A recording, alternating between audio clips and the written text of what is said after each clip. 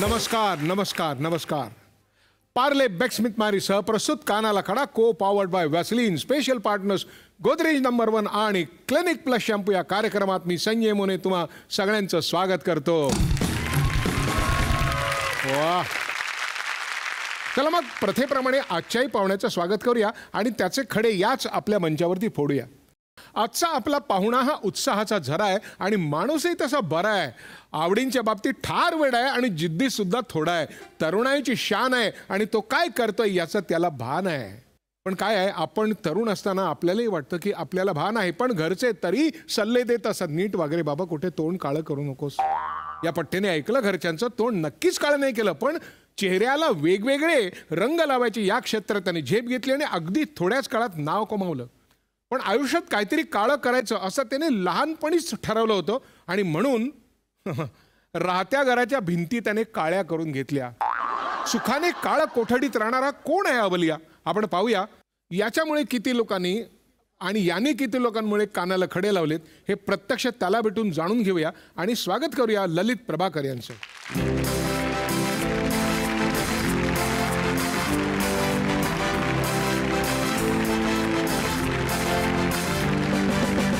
ललिया कहता है बड़ा नाम करूंगा, एक्टिंग और डायरेक्शन में काम करूंगा, अकेले घूमना दोस्त बनाना ये मेरे हॉबीज मेरे साथ. ललिया कहता है बड़ा नाम करूंगा. Thank you thank you thank you thank you. प्रत्येक जण कोणाला विचारलं की तुझ्या आवडीचा रंग कुठला, तर कोणी लाल सांगतो, कोणी निळा सांगतो, कोणी तांबडा सांगतो. जो हुशार असतो तो इंद्रधनुष्य सांगतो, भांडण नको म्हणून. तर तुझ्या आवडीचा रंग कुठला आहे? काळा. कुठपर्यंत ही आवड आहे? सगळ्यात मोठी गोष्ट म्हणजे जी तुम्ही ओळख करून दिली, त्यात सांगितलं तसं माझ्या घराच्या भिंती काळ्या आहेत, पूर्ण काळ्या. सिलिंग काळं आहे, फॅन काळा आहे, बटणं काळी आहेत, पडदे काळे आहेत, बेडशीट, पिलो कवर, पांघरुण, टाईल्स, कबड सगळं काळं आहे. नाही काय, पूर्वी ना काळं कोठडी नावाचा एक हे होती, संकल्पना होती. ते सगळ्यात वाईट समजलं होतं की अरे बापरे, काळं कोठडीत म्हणजे कोठडीत ठीक आहे, कैदेत ठीक आहे, तुरुंगात ठीक आहे, काळं कोठडी. आणि तू स्वतःचे पैसे खर्च करून एक घर घेतलंस आणि त्याची काळं कोठडी करून घेतलीस आणि त्यात तू सुखाने झोपतोस आणि सुखाने राहतोस. हे काय आहे म्हणजे जरा समजेल का मला? 2-3 गोष्टी आहेत. एक तर मला झोपायला फार आवडतं, त्यामुळे सतत अंधार असल्यामुळे म्हणजे मेंदूला पटकन कळत नाही दिवस आहे की रात्र आहे, त्यामुळे मी जास्त वेळ झोपू शकतो.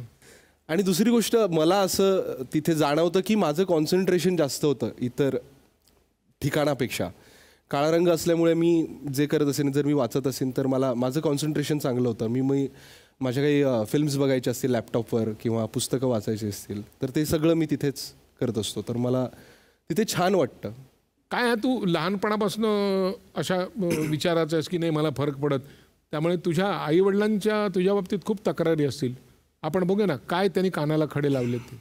ललितबद्दल कानाला खडे म्हणून भरपूर विचारणा झाली की ललितचे काय असे कानाला खडे, की ललित कसा वागतो, कसा राहतो, कसा बोलतो, किंवा ललित नेहमी तुम्हाला सांगून सर्व गोष्टी करतो का. तर आम्ही म्हटलं हो हो, आम्हाला ललित सर्वच गोष्टी सांगून करत असतो. अगदी ललित कुठल्या सिरियलमध्ये येतो आम्हाला 1 वर्ष आधीच सांगतो, किंवा तो प्रवासाला जाणार आहे 1 महिना आधी सांगतो. आमच्या घरी जर कोणी पाहुणे येणार असतील आणि त्यांना जर सांगितलं की ललित घरात आहे, तुम्ही दरवाजा ठोकला तरी तो उघडणार, तर ललित त्या पाहुण्यांना लगेच आत घेतो. म्हणजे ललित आमचा कधीच जास्त झोपत नाही, टेरेसवरनं खाली उतरून घरात यावं लागत नाही आम्हाला. त्यानंतर ललितला बाहेर भटकायला जर जायचं असलं तर ललित पूर्व परवानगी घेतो.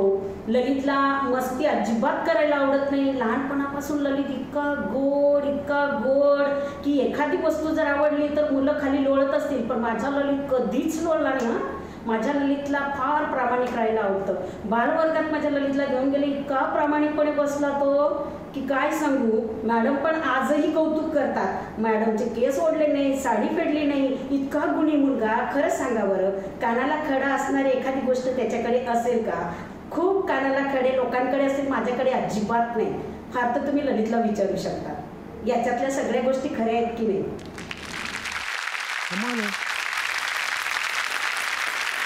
तू फारच गुणी आहे तू. सगळं खोटं आहे हे. म्हणजे हे कदाचित बाईट हवा होता किंवा बाईट द्यायचा होता म्हणून कदाचित त्यांनी असं म्हटलं असेल. माझ्याबद्दलच्या तक्रारी आणि माझ्याबद्दलचे खडे इतके आहेत की ते या बाईटमध्ये मावूच शकत नाहीत, म्हणून त्यांनी हा दुसरा पर्याय निवडला असेल. ते जर आत्ता इथे असले असते ना तर त्यांनी सगळं सविस्तर खुलासा केला असता असं मला वाटतं. हे सगळं खोटं आहे, असं काहीच नाही आहे. तुला असं वाटत असेल की ते इथे येऊ शकत नाहीत आणि मी सुटलो, तर तसं नाही. आपण त्यांना बोलवू शकतो. आत्ता या आपण त्यांचं स्वागत करू. हे बघ,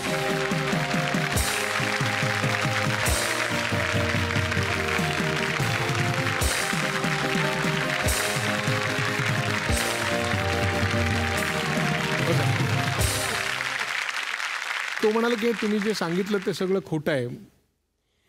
खरं आहे. खोटं असं आहे की तो कधी खरं बोलतच नाही माझ्याशी, त्याच्यामुळे मलाही खोटं बोलावं लागलं त्याच्याविषयी. अगदी सिरियल समोर येणार टीव्हीवर तेव्हा मला फोन येणार, आज संध्याकाळी माझी सिरियल येणार आहे बघतो. त्या दिवशी सांगणार. त्या दिवशी सांगणार. पण म्हणजे मुलाचे गुण आईने घेणं हे फार वेगळी गोष्ट आहे. कधीतरी त्याला पण कळायला पाहिजे की आपण आईशी खोटं बोलतो तर आई पण आपल्याशी खोटं बोलू शकते. काय काय खडे आहेत सांगा बरं.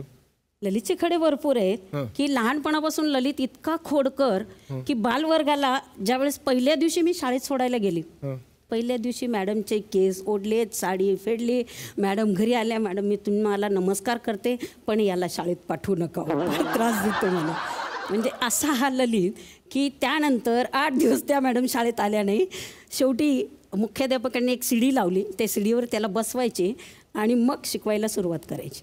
मग त्याला वाटलं आपल्याला आता पर्याय नाही, एक तर शिडीवर वरती जायला जागा नाही, खाली उतरलं तर पुन्हा शिडीवर चढवायला एक स्पेशल पिऊन ठेवला होता आणि मग शाळा सुरू झाली आमची. म्हणजे स्पेशल केस आहे ही. स्पेशल केस आधीपासूनच. मला एक कळलं होतं किंवा लक्षात आलं होतं की मला जर वर्गातून बाहेर पडायचं आहे, या जागी जर राहायचं नाही आहे तर ती एकमेव व्यक्ती आहे जिला मला त्रास द्यायचा आहे. तर मी माझी पूर्ण मेहनत तिथे लावायचो, माझा पूर्ण फोकस असायचा त्यावर आणि तो प्रयत्न मी करत राहायचो सतत. तर त्यात मी यशस्वी झालोही होतो, पण त्यानंतर जरा जास्तच माझ्यावर पाळत ठेवली गेली किंवा जास्तच जरा पहारे लावले गेले. पण मग शिडी शिवाय कितवीत असताना तू बसायला लागलास? नाही, त्यानंतर आम्ही काय केलं, मग 5वी नंतर त्याला बाहेर टाकायचं आम्ही ठरवलं. बोर्डिंगमध्ये कुठेतरी टाकायचं. का तो आवरत नव्हता? नाही आवरतच नव्हता. म्हणजे कंप्लेंट्स यायच्या शाळेतनं. म्हणजे ती परंपरा त्याने चालू ठेवली. काय कंप्लेंट अशा, त्याला जर एखाद्या वक्तृत्व स्पर्धेत भाग घ्यायचा असला, मॅडमने जर त्याला टाळलं, कारण सतत हाच पुढे पुढे पुढे, बाकीच्या मुलांना संधी मिळत नाही, मग त्यांनी जर डावललं की हा मागून काहीतरी खोड्या काढणार, मुलांना बोलू देणार नाही किंवा त्यांना हसवणार, मागून त्यांना जोक्स सांगणार आणि मग त्याच्यामुळे बाई पण कंटाळायच्या, ललित आधी तू बोलून जा बाबा मग बाकीच्यांना संधी देतो. म्हणजे ह्या खोड्या त्याच्या असायच्या. गणितात हुशार, बाईंनी जर एखादं गणित मांडलं, ती पद्धत जर त्याला आवडली नाही तर उभं राहून बाईंना ती गणिताची पद्धत शिकवणार 1 तास वर्गाच्या बाहेर. म्हणजे हे 10वीपर्यंत आमचं असंच होतं. 1ली, 2री, 3रीत असताना माझी गँग होती. उल्हासनगरमध्ये आम्ही राहत होतो. गँग? ती गँग होती आणि आम्ही 1लीत असताना आम्ही 2रीतल्या मुलांना मारायचो, 2रीत असताना 3रीतल्या मुलांना मारायचो. म्हणजे पकडून त्यांचे कपडे फाडायचो, माझे मित्र पकडायचेत आणि मी त्यांचे केस कापायचो. पण त्याचबरोबर माझं वर्गात 1ला नंबरही यायचा, त्यामुळे मग कळायचं नाही. आणि आई शिक्षिका, त्यामुळे मग मुख्याध्यापक सरळ आईलाच शाळेत बोलवायचे. पण म्हणजे तुम्ही ज्या शाळेत शिकवत होता त्या शाळेत याला घेण्याची तुमची हिंमत नाही? अजिबात नाही, अजिबात. मी माझ्या आकाशला घेतलं माझ्या शाळेत, पण ललितचं मी नाव पण घेतलं नाही. ललितला दाखवायची ती मला बाहेर. बरं, तो झोपायला खूप आवडतं असं म्हणाला, ते लहानपणापासून? हो. आत्ताही ललितची झोप भरपूर आहे. बदलापूरला होतो आम्ही राहायला. 7:30-8ला आम्ही जरा बाहेर जाऊन येतो, हा घरातच होता. आल्यानंतर 8-8:30पर्यंत आम्ही आलो. आल्यानंतर दरवाजा हे करतो, कुठं उघडतो तो, झोपला असेल? नाही, काहीच नाही. म्हणजे त्याच्याकडनं काही प्रतिसादच मिळत नव्हता. सगळी सोसायटी आली तिथं, तर दरवाजा आतून लॉकच आहे, उघडायला चान्सच नाही. वरनं टेरेसवरनं दोरी टाकून एका मुलाला उतरवलं खाली, ग्रिल कट केली आणि तिथून हा मस्त ते ग्रिल कट बीट होतोय, त्याचा आवाज बिवाज काही ऐकू नाही. मी दाराच्या बाजूलाच झोपलो होतो, म्हणजे जाग यावी म्हणून. हो, तरी उठला नाही, उठला. दरवाजाच्या बाजूलाच झोपलेला होता. त्यानंतर सगळे लोक आत आले, त्यानंतरही नाही उठलो मी. झोपून जातो, झोपतो तो. नाही, हे 2-3 वेळा थकतो झालं. तो. आमचा भाचा आलेला होता कल्याणला, गोरेगावला राहतो तो. तर मामा म्हणे माझं काम निघालं. म्हटलं आम्ही तर गावी आहोत. म्हटलं ललित आहे घरी. याच्याशी बोलणं झालं आमचं की प्रवीण येतो आहे म्हणून. हा म्हणे मी टी व्ही बघतो आहे, येऊ द्या. तेव्हा पण तीच गोष्ट झाली. तो आला, परत त्याने फोन केला, मामा अर्धा तास झाला मी ठोकतो आहे, दरवाजा उघडत नाही आहे. मग बाजूला चावी घेतली त्याने, ती चावीने पण तो दरवाजा उघडला. हा झोपलेला. जाग आल्यावर विचारतो पण तुम्ही आत कसे, म्हणजे तेवढी जाग असते त्याला. म्हणजे एवढं म्हणजे भरोसा करायचा नाही. किती तास झोप घ्यायला आवडते का तसं काही नाही? तसं काही नाही. झोपला म्हणजे असं कधी झालं की आयुष्यातला एक दिवस आलाच नाही? हो. म्हणजे सोमवारी झोपला, बुधवारी उठला, मंगळवार आलाच नाही आयुष्यात. मला उठल्यावर होतं बऱ्याचदा, असं कळत नाही की ही आता मी उठलो तर सकाळ आहे का संध्याकाळ झाली आहे का कुठला प्रहर, काय चाललंय काही कळत नाही. मग थोडा वेळ जातो मला. पण मग तू एका मालिकेत होतास, दैनंदिन मालिका, डेली सोप. हो. तिथे तर रोज जायला लागतं. हो. हजेरी पट असल्यावर. बरोबर. मग तेव्हा काय करायचं असतो? तराफ्यांवर झोपायचो मी जाऊन. मी शूटिंगच्या इकडेच. हो, वेळ मिळाला मला की मी नाही, ते पुढचं रोज यायला लागायचं ना. हो, नाही बोलवायचं शरीर घेऊन जायचं आणि ते शरीर घेऊन यायचं याच्यामध्ये झोप. मग ते कसं काय जमायचं ते शरीराला? एकतर मी घर खूप जवळ घेतलं होतं, मी रेंटवर राहत होतो, तर ते अगदीच 5 मिनिटांवर होतं. त्यामुळे मला सकाळपासूनच फोन करायला सुरुवात व्हायची. ते माझे मित्र होते. म्हणजे पण ग्रिल कापल्याचा आवाज ज्याला येत नाही त्याला फोनची रिंग कशी ऐकू येणार? तोपर्यंत जरा सवय झाली होती माझी की फोनच्या रिंगवर मी उठू शकेन इतपत. आणि मग यायचो आणि मग वेळ मिळाला की मग मी तिथेही झोपायचो, तराफ्यांवर जाऊन झोपायचो, कारण मग मला शोधायला वेळ लागायचा त्यांना. वक्तशीर होता तो झोपेच्या बाबतीत. हो. त्यामुळे कुठे जातोय काय, कारण त्याला माहित होती की आपली झोप अनावर आहे, आपल्या झोपेमुळे समस्या होतात. त्यामुळे तो जातो येतो, कुठे इकडे जातो, कुठे जातो, बाहेरगावी जातो, तर सगळं सांगून जायचं. म्हणजे नाही. सांगत आता परवाचीच गोष्ट आहे. काहीतरी 11-12 तारखेला त्याला लेह लडाखला जायचं होतं. हा आता फ्लाईटमध्ये बसणार तेव्हा आधी फोन करतो आम्हाला, मी चाललो इकडे. आधी सांगत नाही कधी? नाही, काहीच नाही. 10वीला असताना ट्रेकिंगला का आधी सांगितलं तर घरचे परवानगी देणार नाहीत म्हणून? नाही, त्याची 2-3 कारणं आहेत. त्यातलं मुख्य कारण मी तुम्हाला आता सांगतो, हे बऱ्याच लोकांना माहीत नसणार आहे. तर मी मितिचार कल्याण म्हणून संस्था होती, त्यातून मी नाटक वगैरे सगळं करत होतो. आणि तेव्हा आमची एक एकांकिका होती, तू मी इत्यादी नावाची, जी सवाईला पहिली आली. आणि त्यातलं माझं काम बघून मला एक फोन आला की अशी एक अमुक मालिका आहे, त्यात एक काम करायचं आहे, 1-2 दिवसांचं काम आहे, तर तुम्ही कराल का, तुम्ही फार छान काम करता वगैरे वगैरे वगैरे. आणि मी फार खुश झालो की वा, आपल्याला आता मालिकांमध्ये काम मिळायला सुरुवात झालेली आहे. मी घरी येऊन सांगितलं लगेच की मला काम मिळालेलं आहे, मी चाललो, ही मालिका आहे, त्यात मी जाऊन काम करणार आहे. सगळ्यांना सांगितलं मी. आणि मी गेलो तिथे शूटिंगला. तर माझा रोल हा होता, मी रेपिस्ट होतो, असिस्टंट रेपिस्ट. तो पण काय असिस्टंट रेपिस्ट म्हणजे जो रेप करत नाही पण जो मदत करतो रेप करण्यासाठी, असा. तर मराठी मालिकेत मला फक्त पाय धरणं, हात धरणं असं काम मला होतं. मला डायलॉगही नव्हतं त्याच्यामध्ये.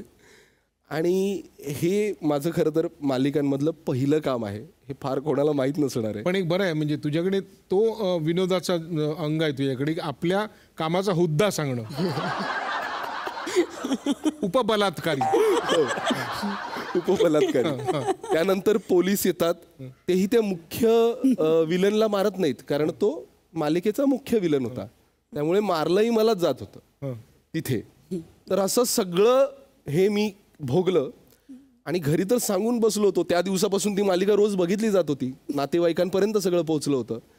आणि मग ते टेलिकास्ट झालं आणि तेव्हा सगळ्यांनी ते बघितलं. तेव्हापासून मी कानाला खडा लावला की घरी जोपर्यंत आपला चेहरा आपण बघत नाही, आपण जोपर्यंत आपल्या कामावर आपल्याला वाटतं की हे आता लोकांनी बघावं किंवा हे आता लोकांपर्यंत पोहोचावं, इतपत बरं झालेलं आहे किंवा काही हरकत नाही, तेव्हाच मी त्यांना सांगतो. बरं, याचे असे काही जगावेगळे गुण आहेत का जे लोकांना माहिती नाही आहेत? भटकापणात हातात जगा वेगळाच आहे. त्याला जेव्हा वाटतं तेव्हा तो म्हणजे न सांगता निघतो आणि मग सांगतो. 10वीला असताना मला म्हणाला की मी क्लासला जातोय आणि तिथून तो नेरळला गेलेत डोंगरावर फिरायला. सोबत एखाद दुसरा मित्र असेल मी म्हटलं क्लासला 2 तास 3 तास क्लासमध्ये फोन केला तर म्हणे आज ललित आलाच नाही. ललितच्या मित्रांकडे फोन केला, कोणाकडूनच काही तपास नाही. पण चुकून त्याच्याबरोबर जे मित्र होते त्या मित्राच्या आईचा फोन आला की नेरळवरून अजून ललित आणि हा आला नाही. तेव्हा मला अरे ललित नेरळा आणि मला न सांगता गेला. म्हणजे हा एक त्याचा विचित्रपणा आहे की त्याला जेव्हा वाटतं तेव्हा तो फिरायला जातो आणि फिरायला जाताना एकटा जातो. पण मग असं वाटलं नाही का 2 ह्याला रट्टे द्यावे म्हणून? हो हो. त्यानंतर त्याला इतका धुतला तर परत तो बरेच दिवस नाही गेला. म्हणजे घरात आल्याबरोबर मी वाटच पाहतो. मारला ती गंमत नाही, धुतला मध्ये ते आहे ना की मारलाच्या खूप पुढे आहे ते. तर या वयातले काय कानाला खडे त्याच्याबद्दल? आत्ताचा खडा सांगायचं म्हटलं ना, मी खूप मुली बघते त्याच्यासाठी, पण हा मुलगा लग्नालाच तयार होत नाही हो. तो इतकं लाईटली घेतो. तर आता माझ्या नात्यातलीच मुलगी होती, क्लास ऑफिसर झालेली. मी फोटो वगैरे आणलं, आमचं सगळं जुळून आलं. त्याला म्हटलं एकदा तू मुलगी बघ ना.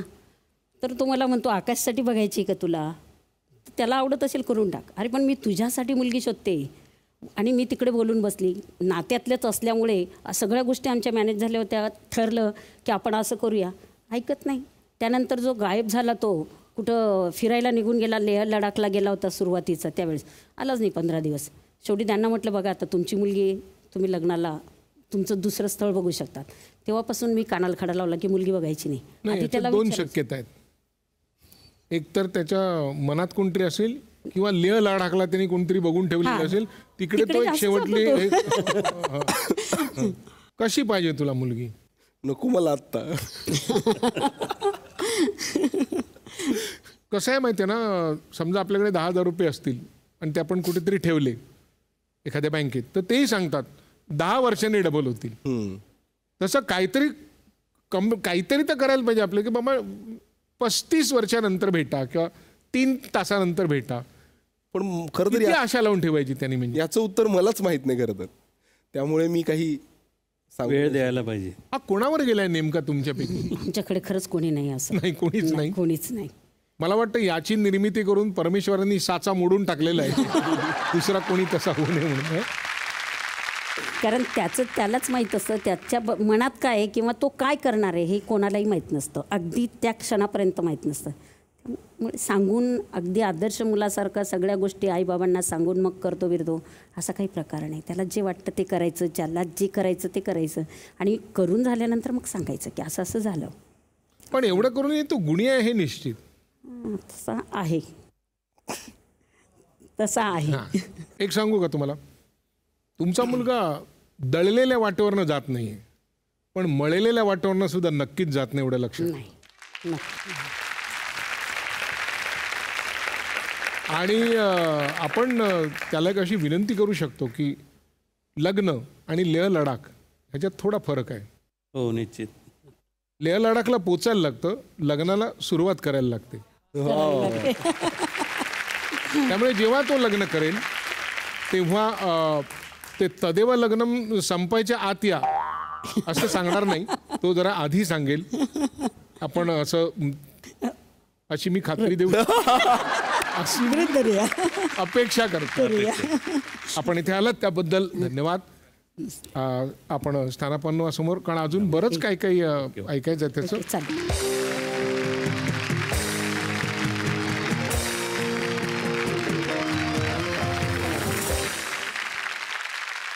झी स्टुडिओचा नवा सिनेमा आनंदी गोपाळ, त्याचे जे दिग्दर्शक आहेत ते तुझे मित्र आहेत ना? मित्र.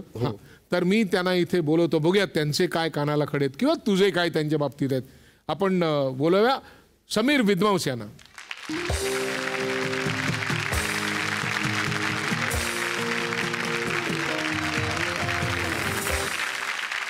सगळ्यात जास्त मान सन्मान आणि सगळ्यात जास्त त्रास या सगळ्याला मिळून एक नाव दिलं जातं आपल्या क्षेत्रात. मग ते नाटक असो, सिनेमा असो, काही दिग्दर्शक.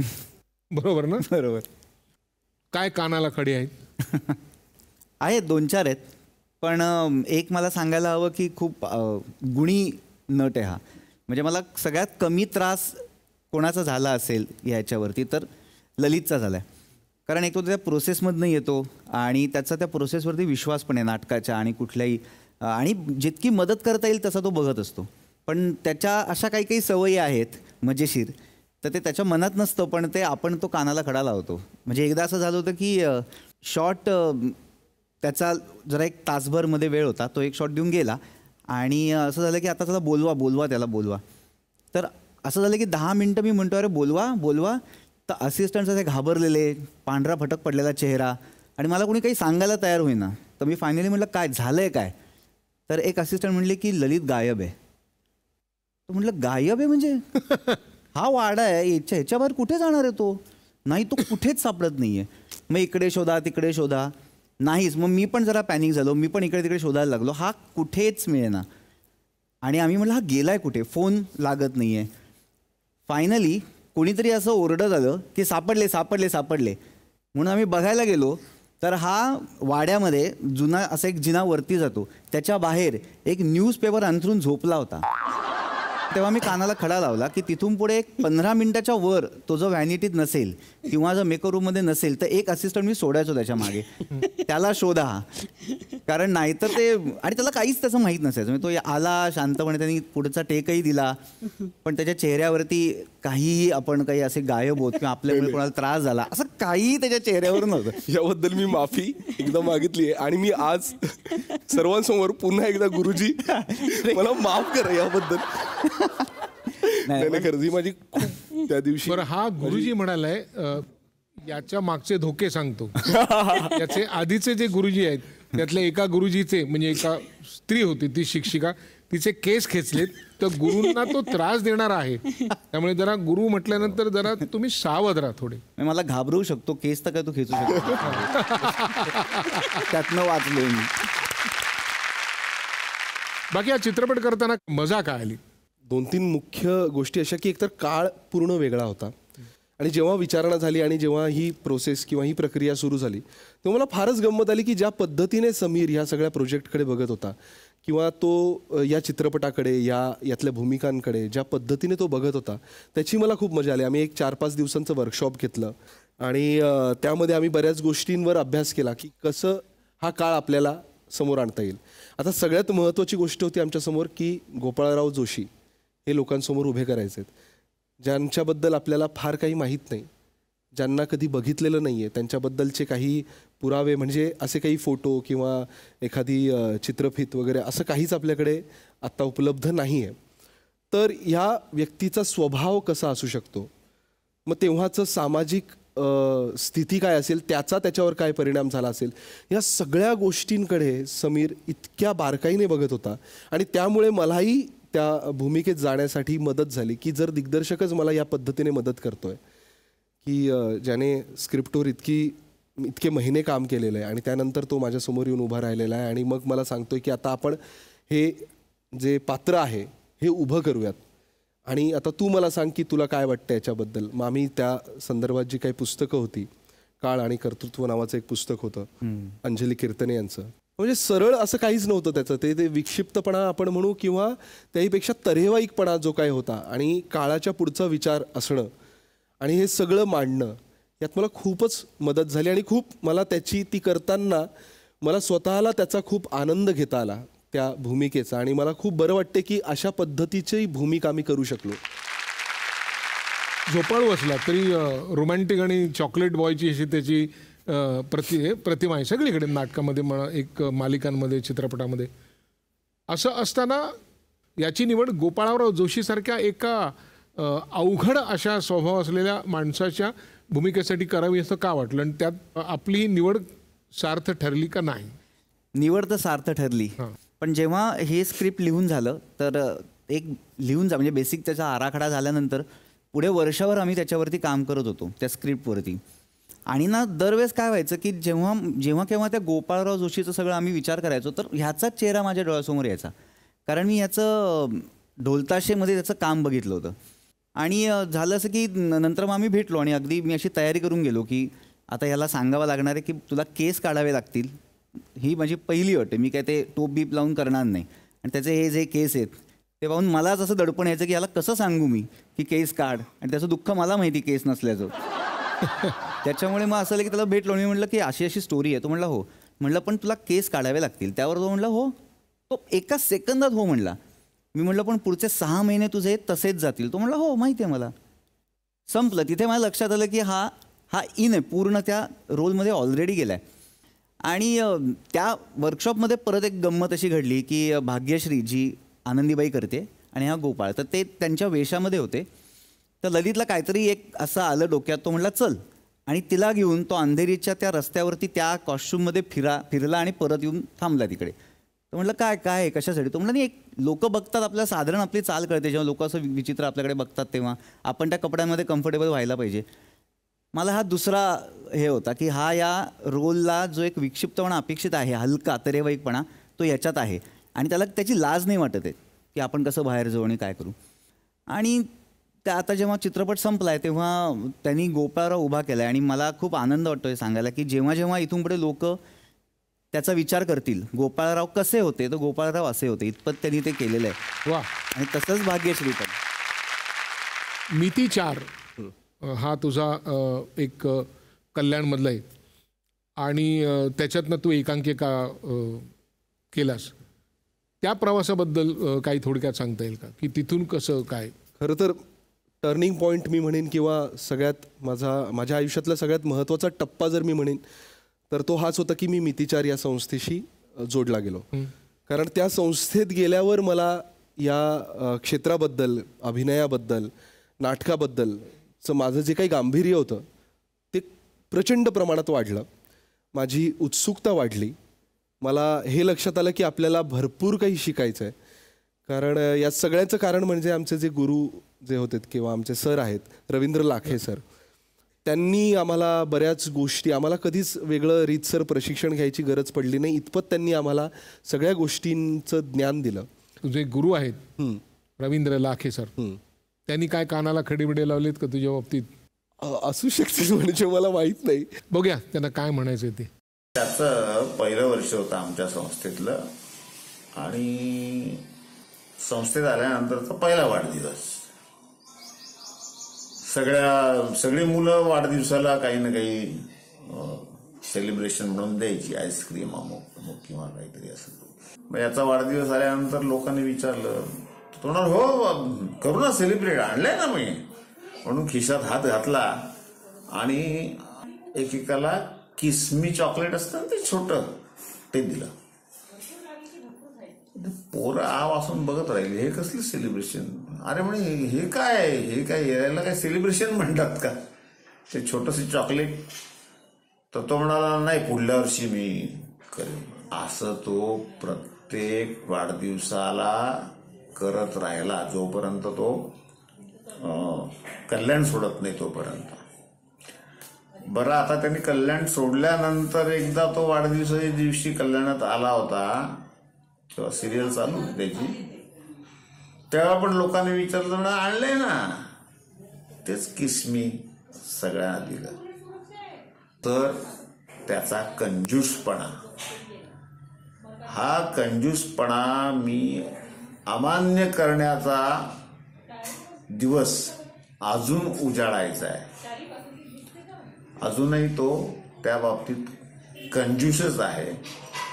तर त्याच्याकडे कुठल्याही प्रकारची मागणी करणं या बाबतीत मी कानाला खडा लावला. कंजूस आहे ते खरं आहे, पण काही गोष्टी पण आहेत की मला आवडायचं. ते चॉकलेट किसमीवर मला खरंच आवडायचं, मनापासून आवडायचं. एकतर ते 4 आण्याला मिळायचं. जेव्हा ते बंद झालं तेव्हापासून मी तेही देणं बंद केलं. आता मी काहीच देत नाही वाढदिवसाला. अजून कंजूस झाला. समीर विद्वांस म्हटलं की लगेच एक आपोआप दुसरं नाव येतच, क्षितेज पटवर्धन. त्याला काही म्हणायचंय? हॅलो समीर, कसा आहेस? हॅलो ललित, हाय संजय काका. तर आम्ही गेले साधारणपणे 17-18 वर्ष एकत्र मित्र आहोत आणि वेगवेगळ्या हॉटेलांमध्ये जाणे, खाणे हा आमचा अत्यंत आवडीचा प्रकार आहे. असंख्य रेस्टॉरंट आम्ही पालथी घातली आहेत आणि समीरबरोबर माझी मैत्री झाली तेव्हा आम्ही असे खायला जायचो, मजा करायचो, सगळं करायचो. आणि काहीही आलं तरी तो म्हणायचा की हे जरा तिखट आहे रे.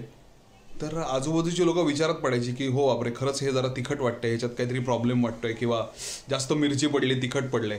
आणि हळूहळू आम्हाला असं लक्षात आलं की ही जगातली एकमेव व्यक्ती आहे ज्याला दाल फ्राय किंवा दाल खिचडी ही सुद्धा तिखट लागते. म्हणजे त्याला कुठलाच पदार्थ तिखट लागत नाही असं होऊच शकत नाही, त्याला सगळंच तिखट लागतं. मग कधीतरी डेझर्ट दिलं तरी आम्ही त्याला विचारतो की जरा तिखट जास्त पडलंय का. तर तेव्हापासून समीरनी कुठली गोष्ट सांगितली की हे तिखट आहे तर ते कुणीच ऐकत नाही. त्याच्या बाबतीत सगळ्यांनी कानाला खडा लावलाय. आहे म्हणजे असं थोडंसं. म्हणजे मी आईला पण कित्येक वेळा सांगतो की तू फक्त तिखट दाखव, टाकू नकोस, ते माझ्यासाठी पुरेसं आहे. दुसरा एक पर्याय आहे, आपण ते लिंबू मिरची लावतो ना, हां. तसं वरती पंख्याला टांगून ठेवायची मिरची, थोडं तिखट पोचतं आपल्याला. व्यावसायिक रंगभूमीवरती कुठली कुठली नाटकं ऐकलीस तू? ढोल ताशे नावाचं नाटक, पती गेले ग काठेवाडी नावाचं एक नाटक केलं होतं, आणि तक्षक याग नावाचं एक नाटक. पण मग त्यामधले जे सहकलाकार आहेत त्यांनी तुझं हे झोप अमुक तमुक प्रयोग बाहेर गावी करतो, हे सगळं करतो ना, हे सगळं जुळून घेतलं होतं? हो. कोणाची तुझ्याबद्दल तक्रार नव्हती त्यातल्या? तिथे तरी नव्हती, म्हणजे अशी बघूया आहे खरं आहे. मी खूप वर्षांपूर्वीच कानाला खडा लावला होता की आपल्या डोक्यात जी माणसं जातात, ज्यांच्यावर आपल्याला खूप राग येतो, अशा कुठल्याही व्यक्तीशी आपण कधीच मैत्री करायची नाही. पण अनफॉर्च्युनेटली माझी ललितची मैत्री झाली आणि तो माझा चांगला मित्र झालाय. पण तरी तो डोक्यात जाण्याचं काही थांबवत नाही. त्यातली एक महत्वाची गोष्ट म्हणजे तो कधीच वेळेत येत नाही. म्हणजे कामासाठी जातो वेळेत, पण आपण त्याला जेवायला भेटणार असू, कॉफी प्यायला भेटणार असू, तर तो हमखास मिनिमम 2 तास उशिरा येतो. एकदा आम्ही एका मॉलमध्ये भेटणार होतो जेवायला 12 वाजता. तो 2 वाजेपर्यंत आला नाही. शेवटी मी वैतागून एकटी जेवून घरी निघून गेले आणि कानाला खडा लावला की ह्याच्याबरोबर कधीच जेवायला जायचं नाही. आणि आता मी कानाला दगड लावलाय की अशा व्यक्तीशी पुन्हा कधीही मैत्री करायची नाही. माफी मागतो मी क्षितीची जाहीर. असं पुन्हा परत कधीच करणार नाही याचा मी प्रयत्न करीन. मला कळत नाही, तू शाळेत असताना तुला वर्गाबाहेर उभे करायचे, तो राग डोक्यात ठेवून आता तू लोकांना रस्त्यावरती वेगवेगळ्या ठिकाणी का उभा ठेवतोस असा 2-3 तास? अशी तक्रार आहे तुझ्याबद्दल. हो का? हां, बघूया आपण. चिवची चौकाचा शेवटचा शो होता सप्टेंबर एंडला, आणि मी मृण्मयी, ललित आणि शर्मिष्ठांनी ठरवलं की आपण तो शेवटचा शो एकत्र बघायचा. ठाण्याला होता. तर असं ठरलं की ललितच्या गाडीतून मी आणि मृण्मयी जाणार आणि ललित आम्हाला ओबेरॉय मॉलपासून पिकअप करणार होता. तर ओबेरॉय मॉलपासून ललितचं घर जास्त जवळ आहे माझ्या घरापेक्षा. तर मृण्मयी आली माझ्याकडे आणि ललितच्या वेळेत न पोचण्याचा खूप मोठा अनुभव असल्यामुळे मी ललितला ऑलरेडी फोन केला. म्हटलं बाबा मी निघालो आहे घरातून, तर तू वेळेत पोच. तर तो म्हटलं मी ऑलरेडी निघालो आहे. तर म्हटलं ठीक आहे. आणि जरा झिमझिम पाऊस सुरू झाला होता. मी त्याला म्हटलं की बघ पाऊस पडतोय, तू आम्हाला पावसात उभं नको करूस. तर तो म्हणाला नाही तू काळजी करू नको, तू पोच, बघ मी येणार तिकडे. आम्ही निघालो. तरी मी अर्ध्या रस्त्यात सेफर साईड म्हणून परत त्याला फोन केला. म्हटलं ललित आम्ही तर पोचतोय 5 मिनिटात. तर तो म्हणाला मी ऑलमोस्ट पोचलोय. तर म्हटलं ठीक आहे. मग आम्ही गेलो, ओबेरॉय मॉलला उतरलो. तर हा आलेला नव्हताच. मग मी फोन केला त्याला, म्हटलं ललित कुठे आहे तू? तर तो म्हणाला मी ओबेरॉय मॉलच्या सिग्नलला आहे. तर खरं तर त्याने आमच्या आधी वेळेत पोचणं अपेक्षित होतं, पण तो पोचला नव्हता. म्हटलं ठीक आहे ह्याच सिग्नलला आहे तर ती येईल 2 मिनिटात. तर तो सिग्नल सुटला, ललितचा पत्ता नाही. नवीन सिग्नल लागला, तोही सिग्नल सुटला, तरी ललितचा पत्ता नाही. असे 4 सिग्नल सुटले आणि ललित मला फोनवर सांगत होता की मी ओबेरॉय मॉलच्या सिग्नलला आहे.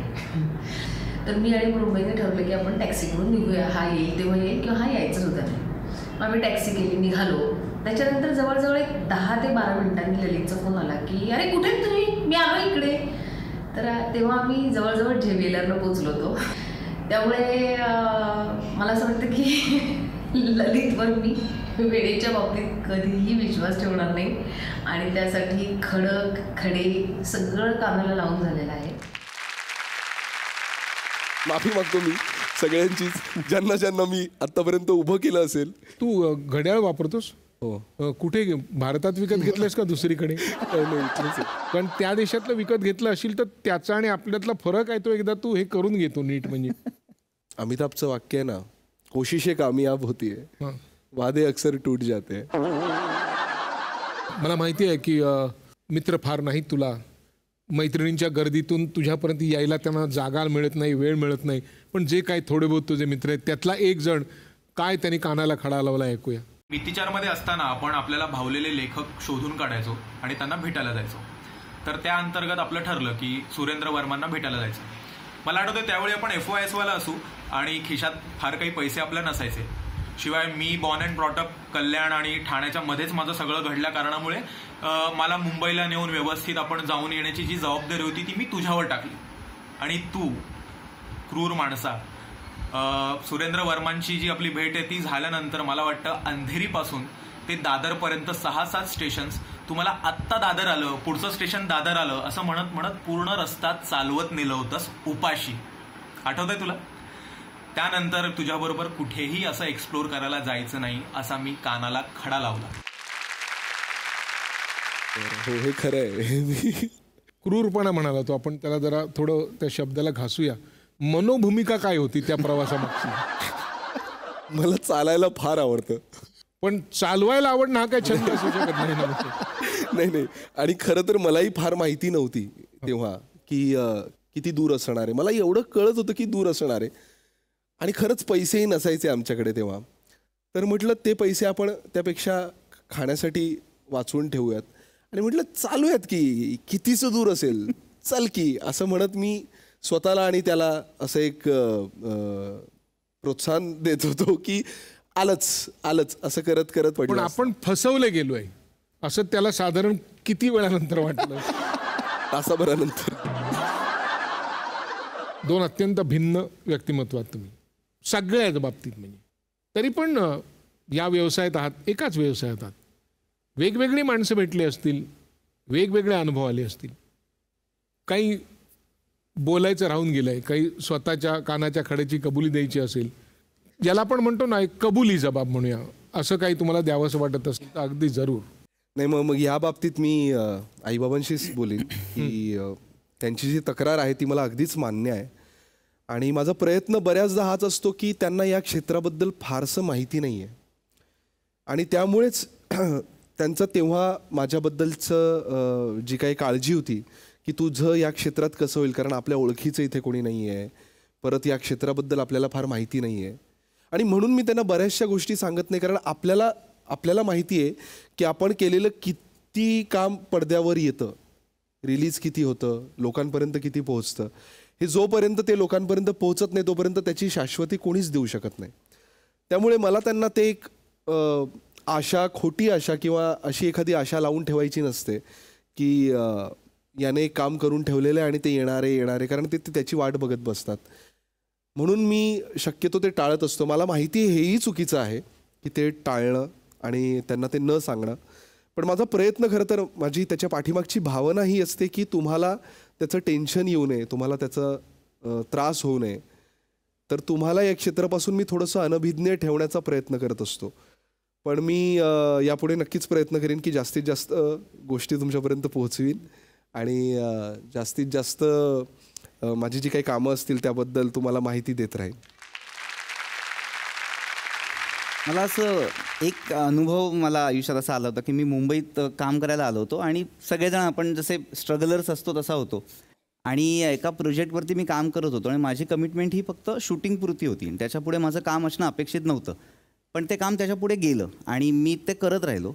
आणि त्यावेळेला असं होतं की काम मिळतं हेच खूप आहे, तर पैसे कसे मागा वगैरे असे सगळे प्रकार मनात येतात ना आपल्या, तसं माझं झालं होतं. आणि असं झालं की माझ्याकडचे पैसे खरंच संपले आणि मी त्या माझ्या बॉसला असं म्हटलं की मला पैसे द्याल का, कारण माझं संपलं आहे करून आता, तर पुढचं मला तुम्ही काहीतरी पैसे द्या. त्यावर तो म्हटला की नाही, पण आपलं ठरलं होतं तेवढेच मिळणार. तर मी तिथे काही बोलू शकलो नाही आणि मी निघालो तिकडनं. आणि मी तेव्हा चिंचवडला राहायचो आणि मी गेलो दादरला आणि माझ्याकडे 70 रुपये होते. मी चढलो बसमध्ये आणि त्या कंडक्टरला म्हटलं की या 70 रुपयात मी कुठपर्यंत जाईन, तेवढं तिकीट द्या, मला पुण्यापर्यंत जायचं आहे. तर तो म्हटलं कुठे उतरायचं आहे, तर म्हटलं मला चिंचवडला उतरायचं आहे. तो म्हटलं ठीक आहे मी सांगतो.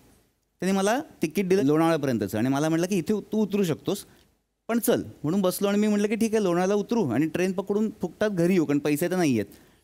पण लोणावळ्यात मी जसं उतरायला लागलो तसं तो कंडक्टर मला म्हणाला की थांब कशाला थांब, तुला चिंचवडला उतरायचं ना, मी सांगतो.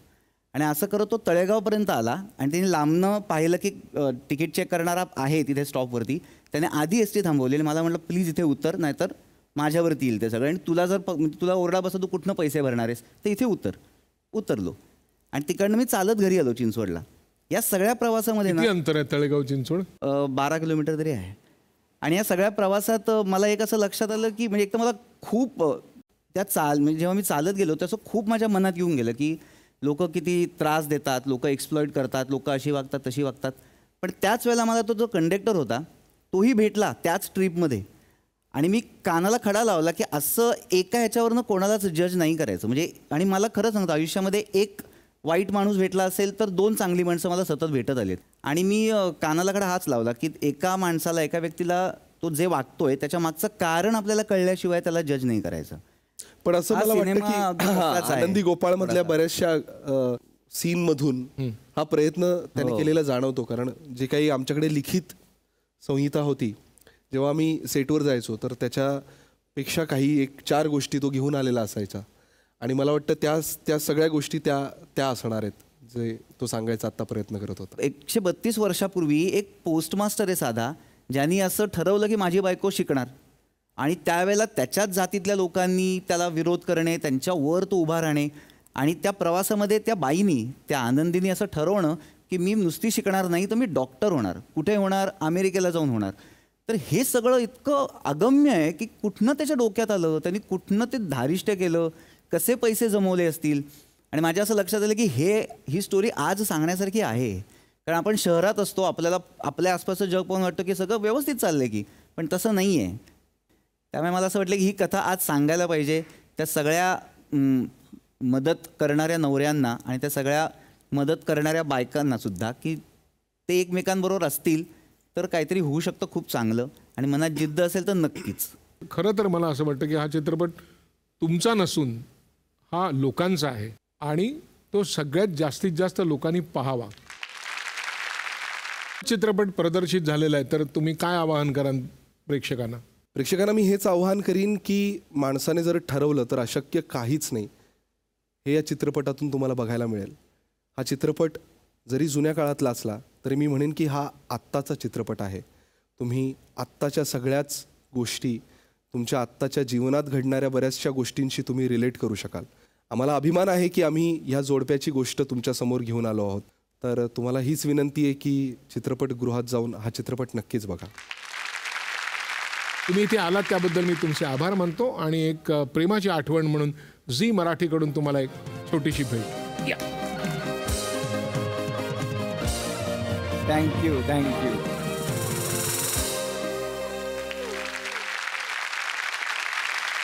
भेटूया पुढच्या भागात याच कार्यक्रमात ज्याचं नाव आहे पार्ले बेक्समिथ मारी सहप्रस्तुत कानाला खडा, को powered by Vaseline, special partners Godrej number 1 आणि क्लिनिक प्लस शॅम्पू.